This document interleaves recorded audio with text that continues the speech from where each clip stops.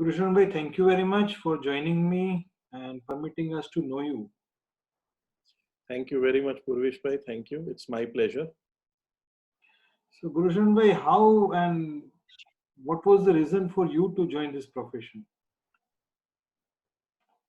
Purvish Bhai, I have to attribute that to the the the the efforts taken by my parents when I was still a student in encouraging me to speak. And when I speak, I mean public speaking and debates. I think those were the foundation stones that led me to this profession, because I think public speaking and the ability to express yourself lucidly are very important in what we do. Right. So, which college have you done your law? Purvish Bhai, I studied from the Gujarat National Law University in Gandhinagar. It is one of the national law schools of our country. Right. And what difference you find in the education which is prevailing during this time and the education which was prevailing at the time when you completed your law? Okay. I think the greatest distinction or difference would be the integration of technology into the legal curriculum. When I was a student, I did not have the advantage of the internet revolution, or the mobile internet revolution to be precise, that our country has seen over the past 3 or 4 years. What that has done is that has given access to a lot of students, not only legal students, students of law, but also students in general, to have access to a wide array of resources that are now available online. Secondly, I think distance learning is the in thing, and I think it will be the new normal as we come out of the coronavirus lockdown.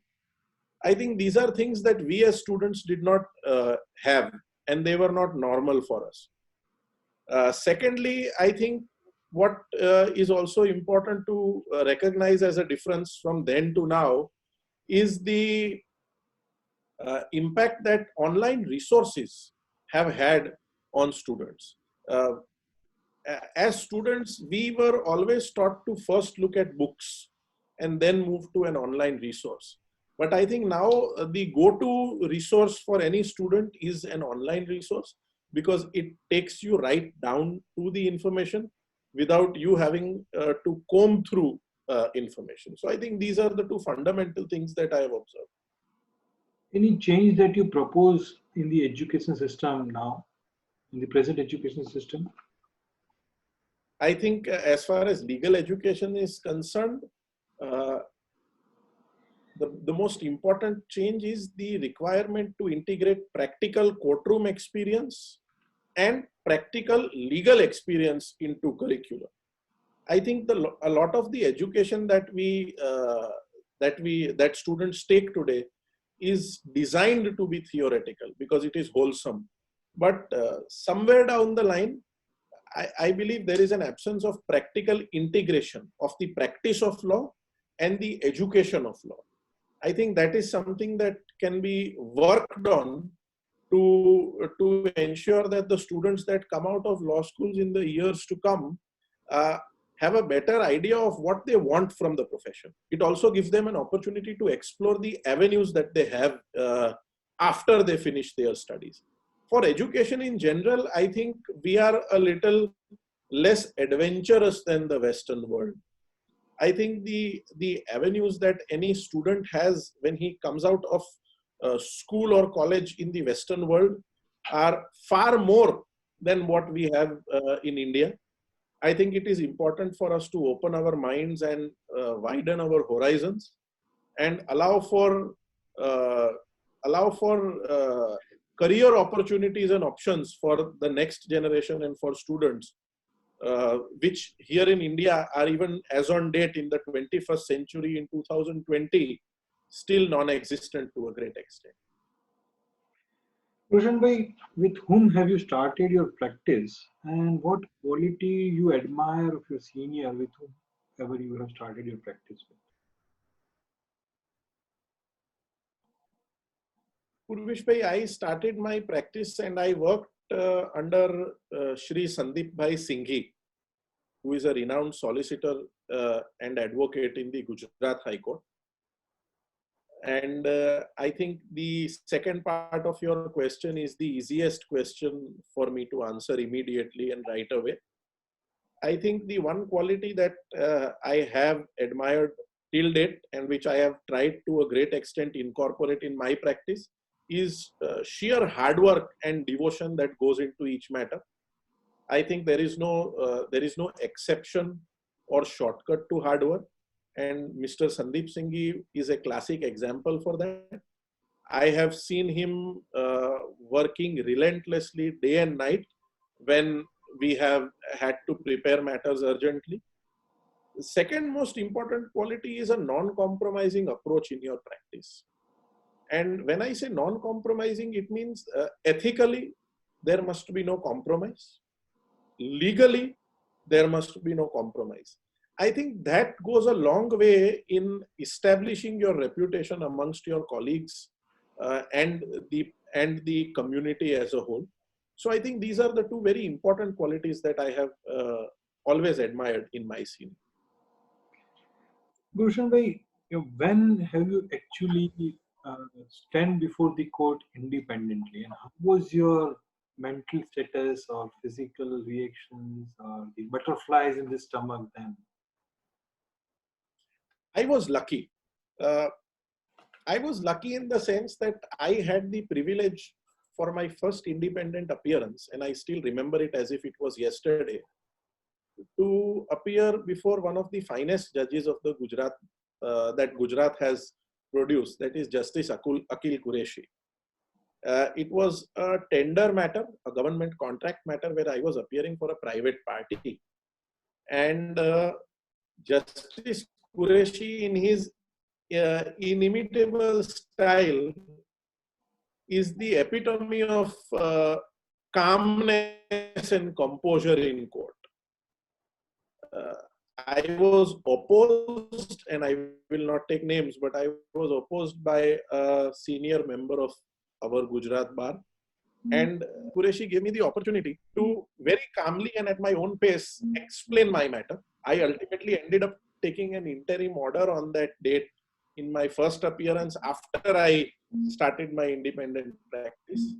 And so I remember it because of the judge I appeared before. It was a division bench headed by Justice Qureshi in a government tender matter. What is also important is you may have appeared day in and day out and mentioned matters before the court as your senior's junior or colleague. But your first independent appearance is a different experience altogether because of the sheer burden that you have on your shoulders. Because when you are appearing for your senior, the senior carries the burden. You only mention the matter or argue it out on a short point. When have you become independent and you came out from the shelter of such a huge office in Ahmedabad? I worked with Shri Sandeep Singhi exhaustively for about a year. And I had, in the final year of my college, started working for certain law offices after my regular college working hours, say after 2 or 3 p.m. in the afternoon. And I had started attending courts for some time during this time. So I had a good grasp over the practicalities of a practice in litigation during this time. Thereafter, I worked with Mr. Singhi for about a year. And then I started my independent practice in January 2014. So yeah, that's that. Right. And to answer the second part of your question, I think it is a leap of faith that all of us have to take. And I believe it is like ripping off a band-aid. If you rip it off slowly, it is bound to hurt you. So better that you rip it off in one go. And therefore, even when you start your independent practice, it has to be with a clean mind and a clean heart. And you just have to dive into the ocean. Any specific instance or matter that you recollect which has actually transformed your attitude towards legal profession? I think there are a handful of matters that have taken me to the same conclusion. And I can highlight one or two of them. But the crux of what has transformed my approach in the way I practice and in the way I prepare matters is that one must be completely prepared. And more so when one is briefing a senior advocate. The reason why I say this is that there will be opportunities, and they are very regular. When you have briefed a counsel, particularly on a miscellaneous day in the Supreme Court, and the counsel just cannot turn up, you will take a passover, and then yet he does not turn up in the second call. In the High Court also, there are occasions when the counsels will not turn up. And I think when you are fully prepared, because when you are briefing a counsel, there is a comfort zone. There is a buffer that the counsel creates between you and the court, because he is representing you for all practical purposes in the matter. But irrespective of that, one must be prepared. And secondly, even when you are briefing a counsel, trust me, the surprises and the surprise questions that counsels can spring up or bring up because of their experience and exposure to issues are much more complicated and intricate than what courts often bring up. And a lot of it has to do with the fact that counsels will generally read up your brief exhaustively. So it is very important to prepare for the matter wholeheartedly. The second thing that has changed my approach, and something that I have always adopted, is that we should never suppress anything from the court. More often than not, our matters are bound to have facts that are inconvenient and facts that we may not want to convey to the court, at least at the ex parte stage. These are facts that we know that the other side is going to bring up in their counter, but at the ex parte stage, we want to take advantage of the court's limited extent of knowledge, which is your memo of petition. I think one must not suppress facts. One must place them intelligently into the brief. And I think that is important, because then you get to earn the judge's trust in the process. And these are one or two things that I have always, that have changed my outlook over the years, which I have learned over the years exhaustively through and through. Right, Roshan bhai. Roshan bhai, how do you prepare a matter? What is the process that you undertake when you actually draft the matter? I think the most important thing when I draft a matter or prepare the matter is command over facts. And I think I have learned this by briefing three counsels specifically, and three stalwarts of the Gujarat Bar, Shri Mihir Thakur, Shri Mihir Joshi, and Shri Saurabh Soparkar. I think the only common thing in their approach is their command over facts. And so even as a junior in my seniors' chamber, when we would brief these seniors, we would be in awe of the fact that despite their busy schedules, their command over the facts of the matter, at least the facts that we had given them in the brief, was exceptional. I think that has to be adopted in our approach to each matter, command over facts. So I like to be well aware of the facts of the matter. The second important thing is command over the propositions in law. And it is not sufficient to just do some research on judgments, at least this is my experience, but to really build up propositions. And what I also try to do is, on the first day of the matter, carry a one-page note, which I must be prepared to hand over to the court. That one-page note will generally contain maybe a list of 5 or 7 key dates of the matter and the key propositions or a judgment that I am relying on at the ex parte stage. This becomes all the more important when you have a respondent that is on caveat, because the respondent is also going to come prepared with your matter. So I think the stepwise or phase-wise preparation is basically, most importantly, command over facts. Secondly, building of propositions.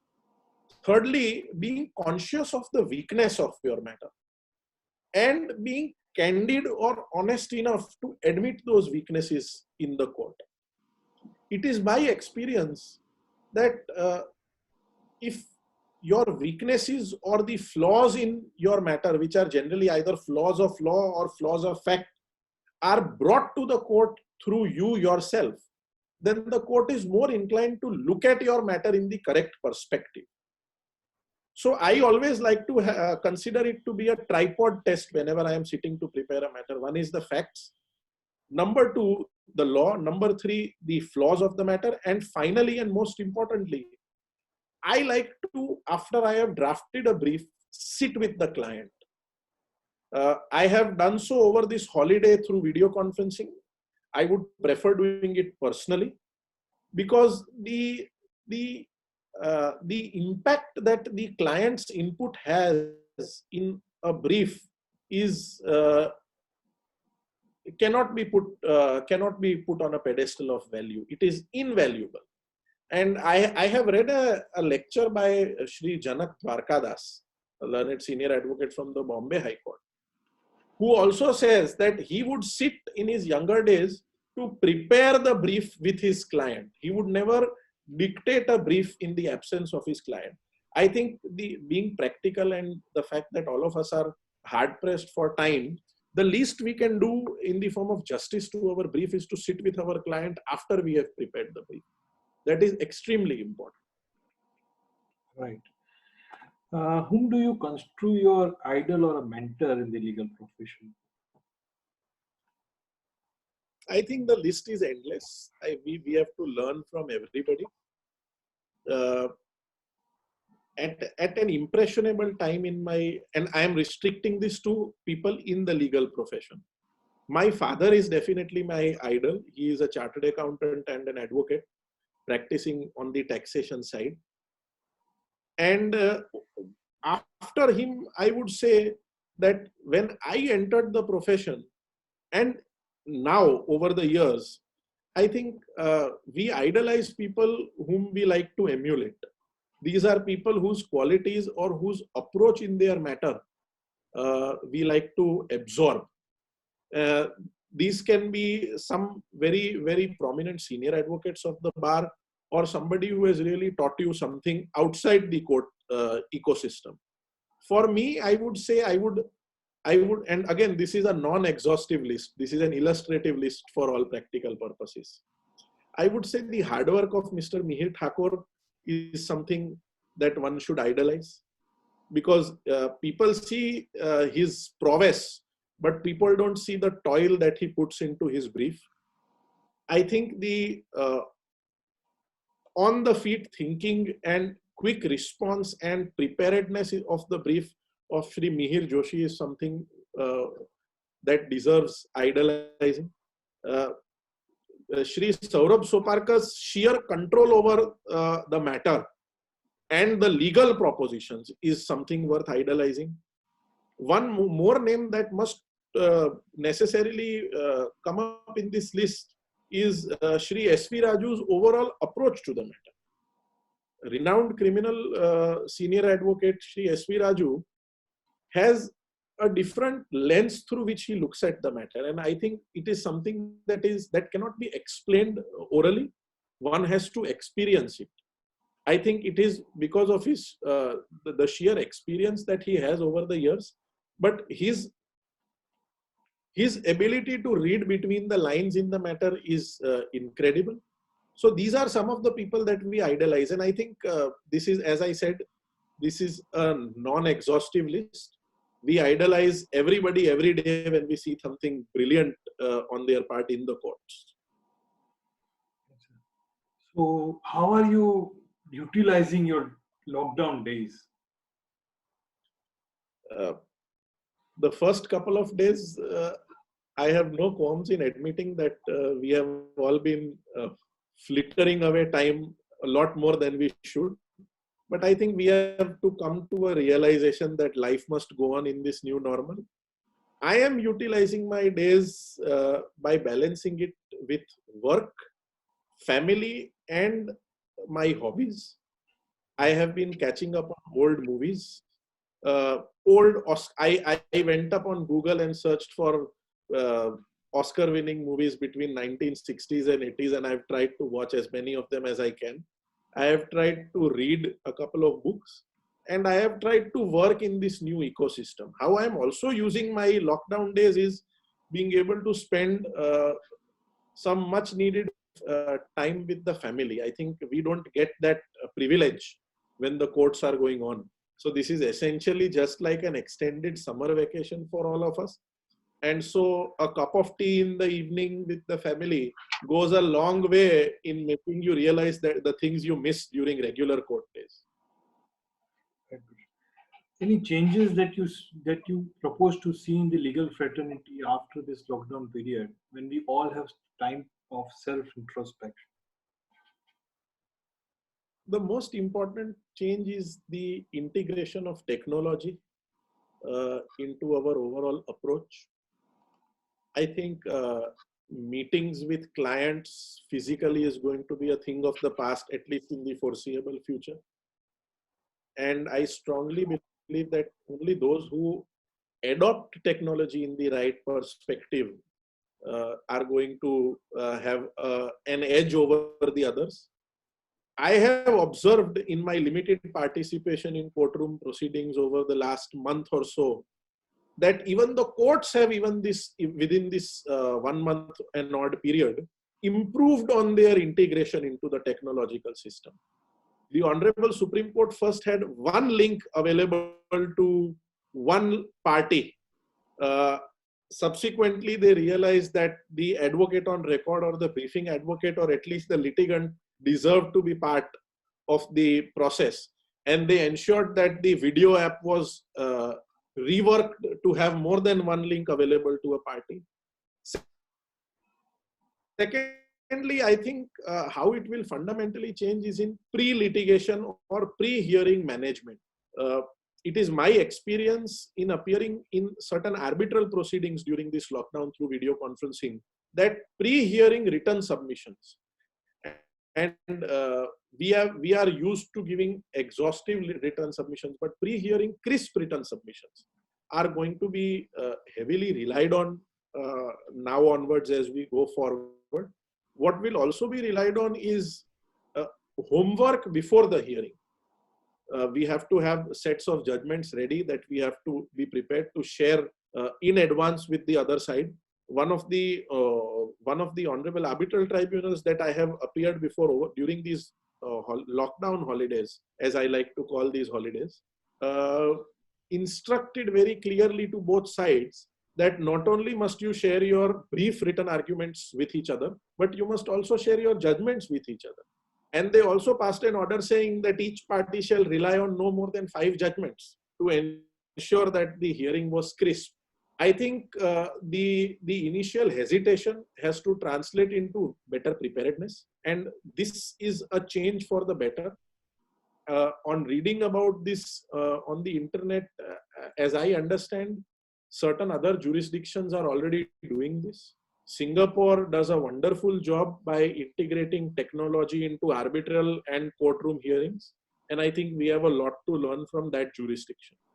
So I think integration of technology and better preparedness are two things that we are going to see more after the lockdown. Thank you very much, Gurushan Bhai, for all this time, all the time that you have spent with us. Thank you, Pupin. It's my pleasure entirely. It's my pleasure. Thank you, sir. Thank you.